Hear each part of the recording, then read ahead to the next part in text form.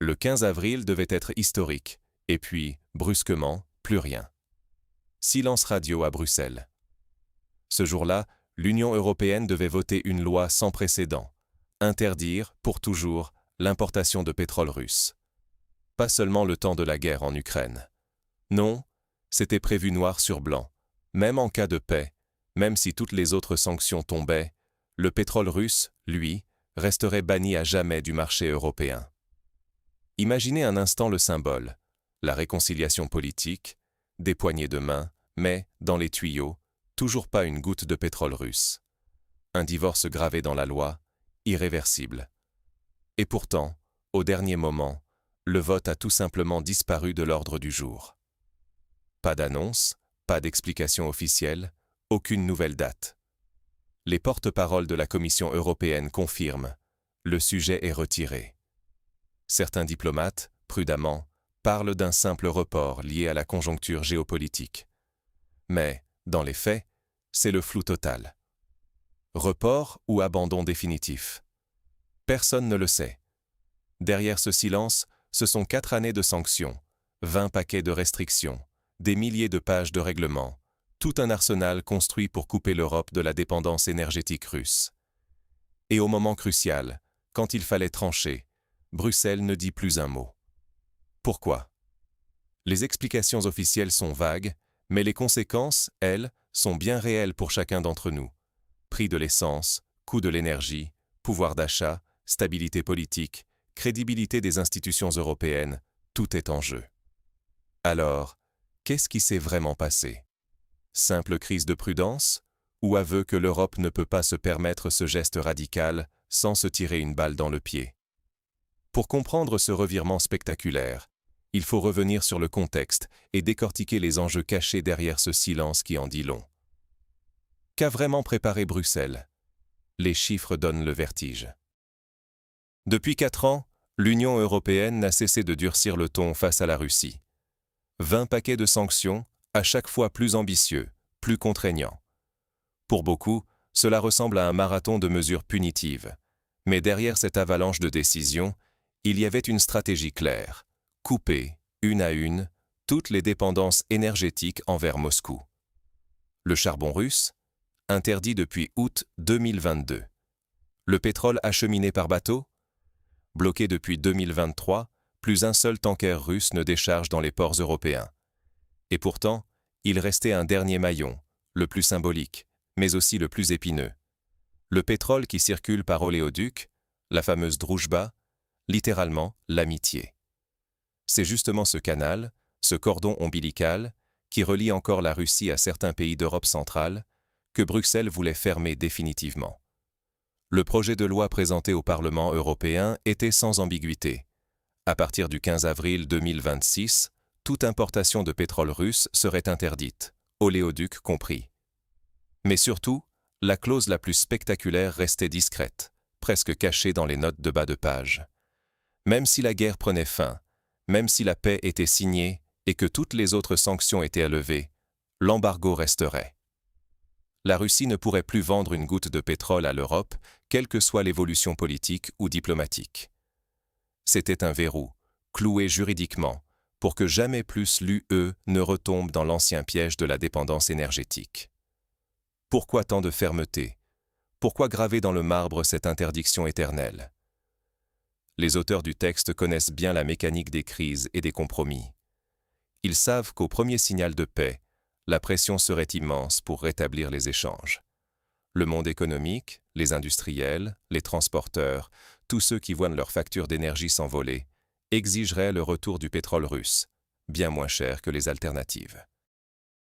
Les politiques, eux, penseraient à leurs électeurs, à la grogne devant les stations-service, aux entreprises menacées. Bref, tout ce qui avait été construit depuis 2022 pourrait s'effondrer en quelques semaines de négociations. D'où cette formule rigide, pensée pour résister à la tentation du retour en arrière, même quand l'émotion de la guerre aura disparu.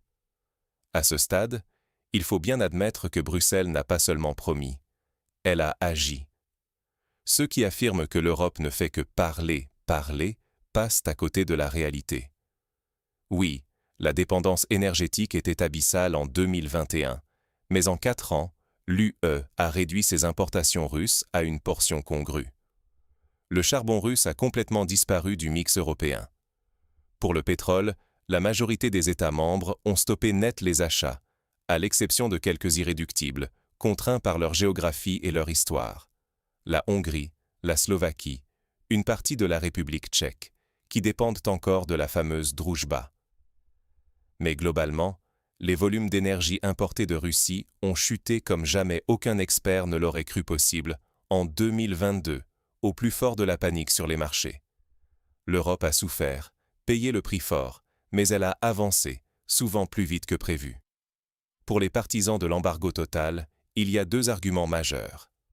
D'abord, l'efficacité prouvée des précédents. L'Europe a réussi à remplacer le charbon, puis le pétrole maritime, malgré les cris d'alarme sur les risques industriels et les prix. C'est douloureux, mais faisable. Le second argument, plus stratégique, est limpide. Chaque baril acheté à la Russie alimente le budget du Kremlin. Continuer à importer, c'est financer ce qu'on prétend combattre. Peu importe le nombre de discours ou d'aides militaires, si l'argent du pétrole russe continue d'affluer, l'effet des sanctions est annulé. Cette logique avait déjà fait ses preuves en 2022 avec le charbon. Beaucoup disaient que l'industrie européenne ne tiendrait pas. Or, elle s'est adaptée, douloureusement, mais elle l'a fait. La volonté d'inscrire dans la loi l'interdiction définitive du pétrole russe n'est donc pas née d'un zèle idéologique, mais d'un calcul froid. Anticiper une future vague de pression, lorsque la paix offrira un prétexte en or pour revenir en arrière. Pour que ce verrou tienne, il fallait que l'embargo ne puisse être abrogé que par une nouvelle loi, une procédure longue, incertaine, exposée à tous les regards. L'idée était de rendre le retour en arrière quasi impossible, même pour les gouvernements futurs. Mais attention, toute cette stratégie repose sur un pari risqué. Ignorer la réalité économique, les disparités entre États membres, la colère potentielle des citoyens face à la hausse des prix, c'est risquer de tout voir s'écrouler au premier choc. Si l'écosystème politique et économique ne suit pas, si la solidarité européenne n'est qu'une façade, alors la moindre crise peut tout faire vaciller. Alors, qui soutenait vraiment ce projet d'interdiction totale et avec quels arguments précis? C'est ce qu'on va découvrir tout de suite.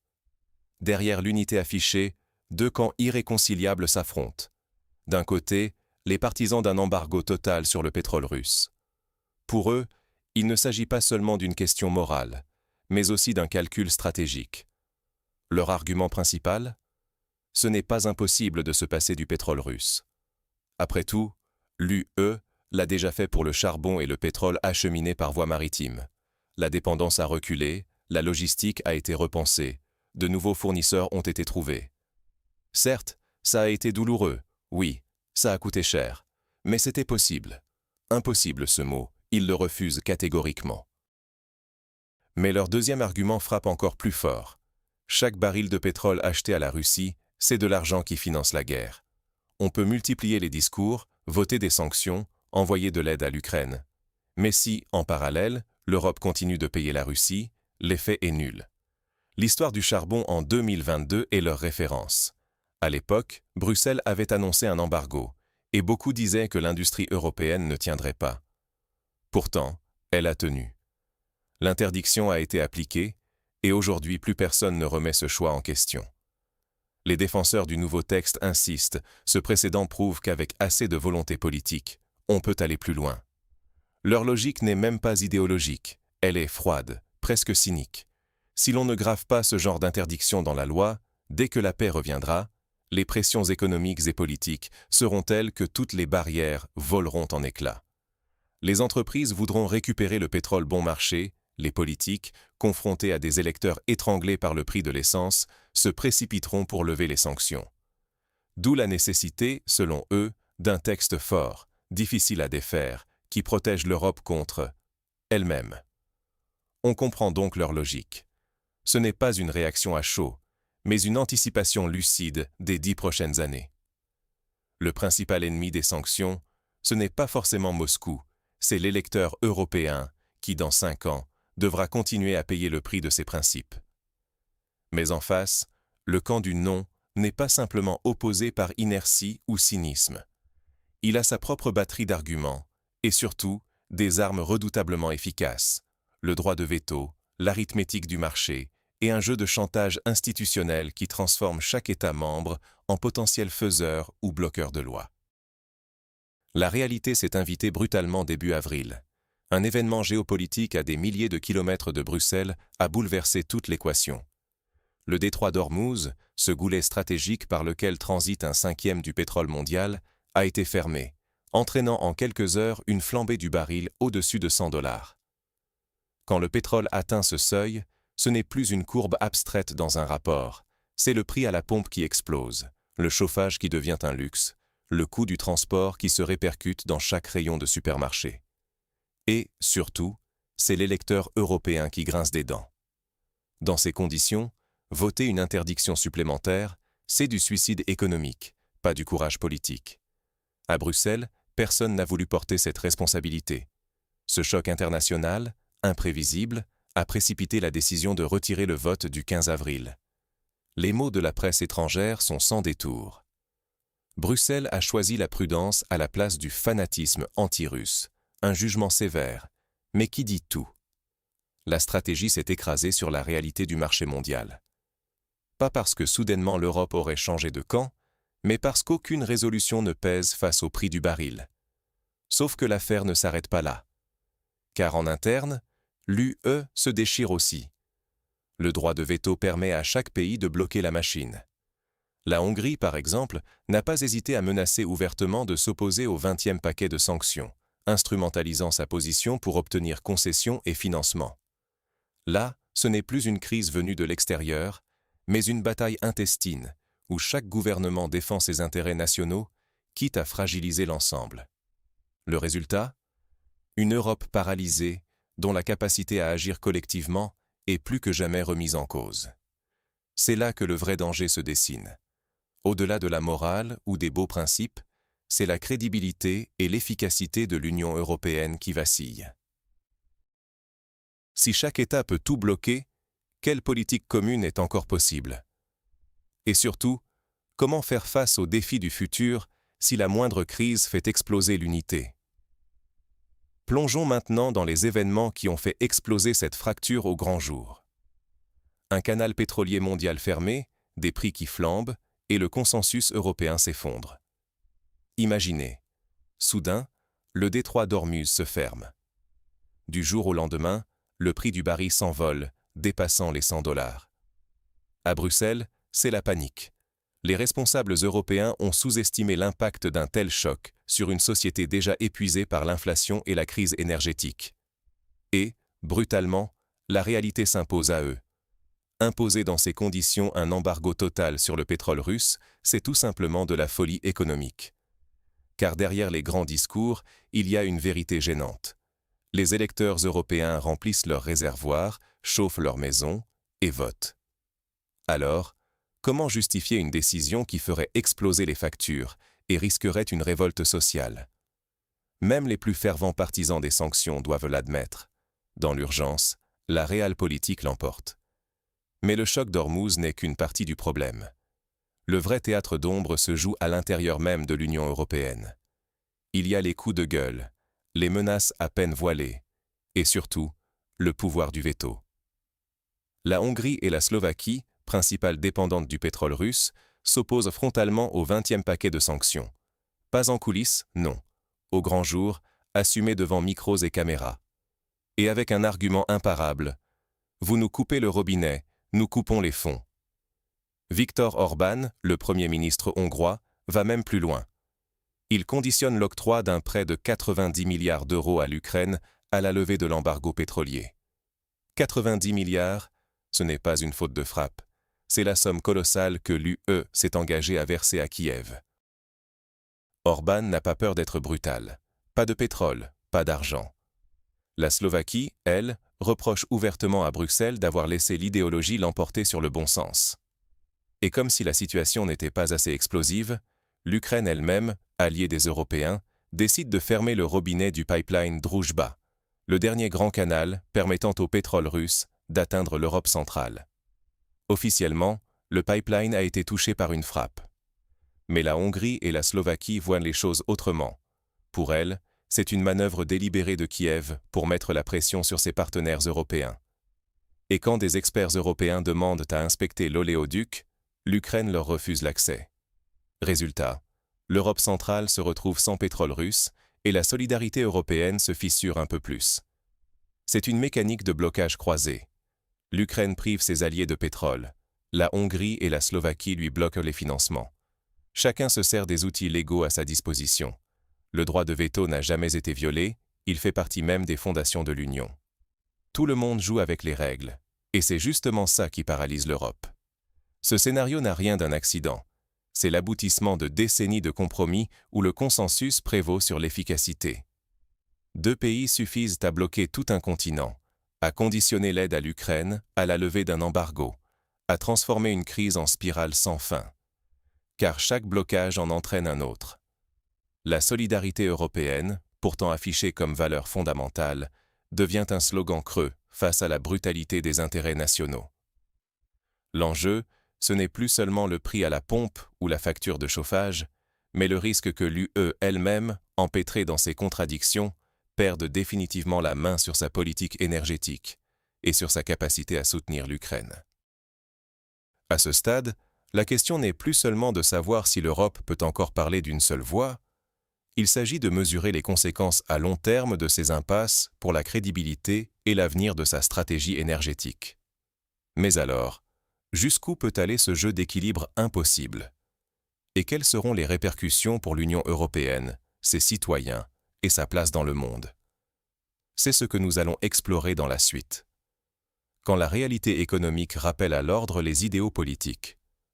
Ce qui vient de se passer autour du projet d'interdiction du pétrole russe n'est pas seulement un énième épisode de tractation bruxelloise.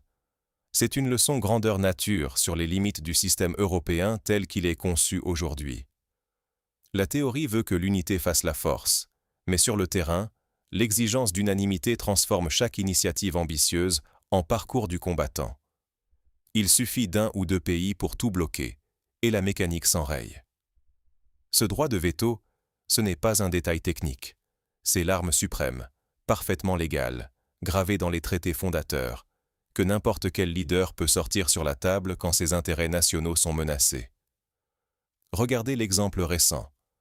La Hongrie et la Slovaquie ont bloqué le processus, non pas pour le plaisir de contrecarrer Bruxelles, mais parce qu'une coupure brutale du pétrole russe aurait un coût politique et économique immédiat.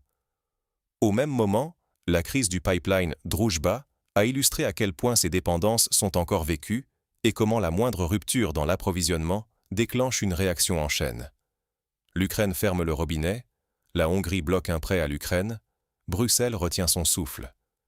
C'est une suite de ripostes, où chaque acteur agit non au nom d'une haute morale, mais pour protéger ses ressources, son électorat, sa stabilité. Au fond, ce que cette histoire met à nu, c'est que l'économie l'emporte toujours sur le principe quand la pression monte. Aucun responsable européen, aussi engagé soit-il, n'est prêt à risquer une nouvelle flambée des prix de l'énergie, alors que les souvenirs de 2022 sont encore frais. Rues pleines de gens cherchant du bois de chauffage, factures qui explosent, colère sociale sourde. Et surtout, personne ne veut d'un séisme énergétique avant les prochaines élections. Qu'importent les discours officiels, la réalité du pouvoir d'achat pèse plus lourd. Certes, l'Union européenne a déjà fait des progrès. On a coupé le charbon, réduit les importations de pétrole par voie maritime. Mais ce n'est pas parce qu'on avance que le chemin ne peut pas être brutalement barré à la prochaine crise. Un pipeline qui saute, un prix du baril qui passe à $100, et c'est tout l'édifice qui menace de vaciller. Le consensus européen, si souvent vanté, est en fait infiniment fragile. Il tient jusqu'au premier vrai choc. L'architecture des sanctions, elle, fonctionne, tant que la douleur reste supportable. Mais dès que la note devient trop salée, même les meilleures intentions cèdent la place à la réelle politique. Et face à ces impasses, que propose Bruxelles? Reporter le vote, reformuler la loi, promettre des exceptions temporaires, multiplier les réunions de crise. Mais tout cela, c'est repousser l'échéance, contourner le problème sans jamais trancher le nœud fondamental. La dépendance aux énergies fossiles importées et l'impossibilité de faire plier 27 pays à la même cadence, surtout quand chacun a ses vulnérabilités. C'est là que l'on touche à l'essentiel. Tant que l'UE refuse de regarder en face ses propres limites, l'exigence d'unanimité, la vulnérabilité énergétique, la priorité donnée à la stabilité économique plutôt qu'aux principes, elle s'expose à perdre sur tous les fronts. Économiquement, parce que l'incertitude freine l'investissement et affole les marchés. Géopolitiquement, parce qu'une Europe divisée est une Europe affaiblie face à Moscou, Washington ou Pékin. Et démocratiquement, car l'écart se creuse entre les grandes déclarations et les compromis de coulisses, alimentant le scepticisme des citoyens. Au final, cette séquence n'est pas qu'un revers technique sur une loi. C'est un signal d'alarme qui rappelle que la stratégie européenne ne peut pas reposer uniquement sur des principes ou des slogans. Quand l'économie entre en collision avec la morale, c'est toujours la première qui gagne, du moins à court terme. Alors, quel verdict tirer et à quoi s'attendre pour l'avenir? Le mythe de l'embargo éternel s'effondre devant le mur des faits. Ce qu'on vient de vivre le 15 avril n'est pas un simple accident de parcours, ni une anomalie passagère. C'est un diagnostic clair sur l'état de la politique énergétique européenne, un miroir tendu à l'Union et à ses contradictions. 4 ans de discours, de sommets, de sanctions, d'annonces martelées à chaque crise. Nous couperons les ponts avec le pétrole russe, coûte que coûte. Mais au moment décisif, quand il faut choisir entre la doctrine et la facture, c'est la réalité économique qui s'impose, sans appel. Revenons à ce fameux projet de loi. Il devait inscrire noir sur blanc, pour de bon, la fin de tout pétrole russe en Europe. Un acte fondateur, irréversible, symbole d'une souveraineté retrouvée. Mais voilà, au dernier instant, la machine s'enraye. Un vote reporté, des débats étouffés, des concessions en coulisses. Pas de conférence de presse, pas d'explication publique. Juste un silence gêné et une vérité qui s'impose à huis clos. Aujourd'hui, aucune majorité européenne n'est prête à assumer la flambée des prix de l'énergie, la colère des électeurs et la fragilisation de tout un tissu industriel. L'économie, elle, vote plus fort que n'importe quel parlement, et elle vote toujours contre les pertes.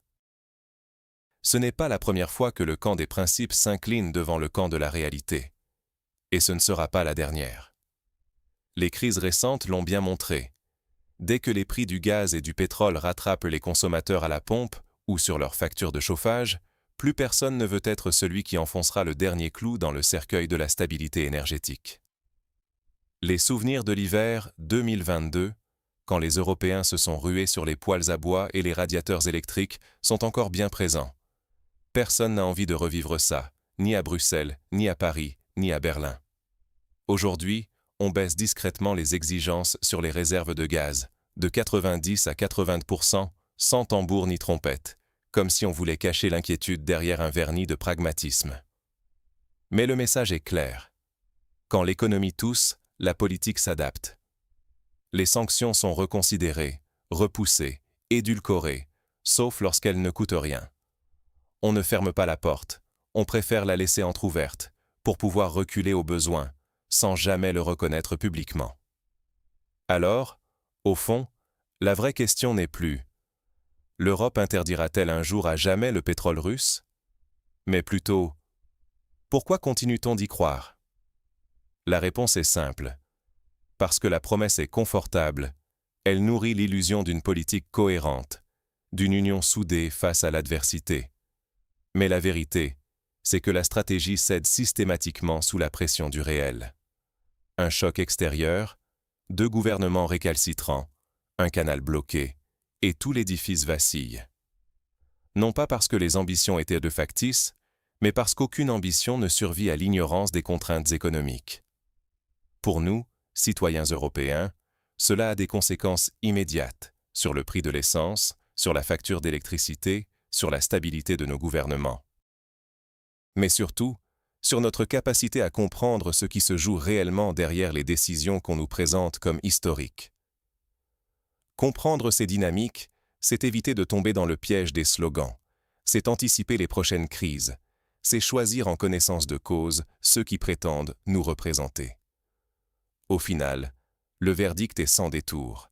Non, l'Union européenne n'imposera pas d'interdiction éternelle sur le pétrole russe. Pas tant que la réalité l'emportera sur l'idéologie. La politique énergétique en Europe n'est pas dictée par des principes gravés dans le marbre, mais par l'équilibre fragile entre conviction et survie économique. Et tant que cet équilibre gouvernera Bruxelles, il faudra s'attendre à voir les grandes promesses s'ajuster, se diluer ou se dissoudre dans le silence, jusqu'à la prochaine crise.